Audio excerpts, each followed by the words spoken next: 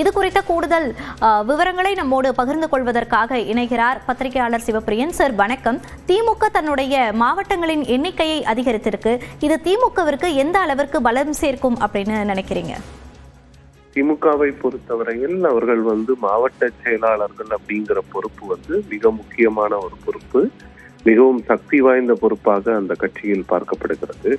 அதனால் இளைஞர்களுக்கு வாய்ப்பு அளிக்கும் விதமாக, இன்னொன்று கட்சியினுடைய பணிகளை மிக செம்மையாக செய்யும் விதமாக அவர்கள் 78 மாவட்டத்தை 110 உயர்த்த முடிவெடுத்திருக்கிறார்கள்.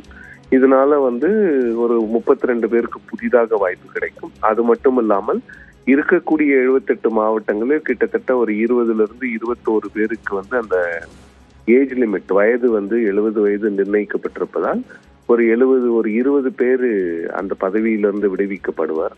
அப்போ ஒரு 50 பேருக்கு புதுசா வாய்ப்பு கிடைக்கிறது அப்படிங்கிறது அதுவும் 70 வயதுக்கு உட்பட்டவர்களுக்கு வாய்ப்பு கிடைப்பது அப்படிங்கிறது ஒரு பெரிய விஷயமாக திமுக போன்ற ஒரு 77 வருட பாரம்பரிய கட்சியில் பார்க்கப்படுகிறது.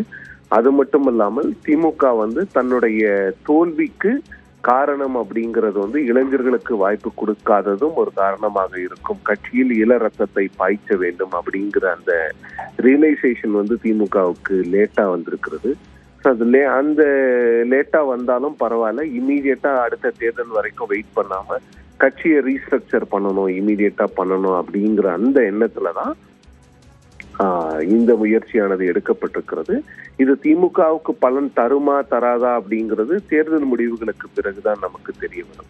பட் இன்னும் தேர்தலுக்கு கிட்டத்தட்ட ஒரு தேர்தலுக்கு இன்னும் 3 வருடங்கள் இருக்கும் பட்சத்துல அவங்க ஒரு ஆர்கனைசேஷனல் ரீஸ்ட்ரக்சர் பண்றது அப்படிங்கிறது எதை காட்டுகிறது அப்படின்னு பாத்தீங்கன்னா, நாங்க தோல்வியிலிருந்து பாடங்களை கற்றுக்கொள்ள தயாராக இருக்கிறோம், எங்கள் கட்சி கொஞ்சம் நாங்க நினைத்ததை விட பலவீனமாக தான் இருக்கிறது அப்படிங்கிற அந்த விஷயத்தை அக்னாலேஜ் பண்ணி அக்செப்ட் பண்ணி இருக்கிறாங்க. ஸோ அதற்கான முயற்சிகளாக தான் இது நம்ம பார்க்கணும். திமுகவுக்கு இது பலன் கொடுக்குமானா நிறைய பிரச்சனைகளையும் கொண்டு வரும். 70 வயதுக்கு உட்பட்ட மாவட்ட செயலாளர்கள் யார் யாருக்குன்னு இதுல திரு ஏவா வேலு போன்றவர்கள் எல்லாம் ரொம்ப பவர்ஃபுல் ஃபார்மர் மினிஸ்டர்ஸ்லாம் இருக்காங்க.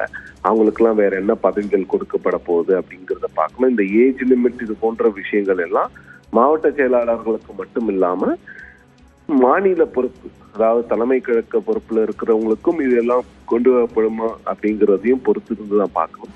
இது அடிப்படையில ஒரு கட்சியில ஒரு மிகப்பெரிய மாற்றத்தை கொண்டு வருவதற்கான ஒரு முதல் கட்டமாக தான் நான் இதை பார்க்கிறேனே தவிர இது மட்டும் ஒரு பெரிய மாற்றத்தை கொண்டு வராது. இது ஒன் ஆஃப் த சேஞ்சஸ். இதை வச்சு அவங்க கொஞ்சம் கொஞ்சமா ஆரம்பிப்பாங்க அப்படின்னு நினைக்கிறேன்.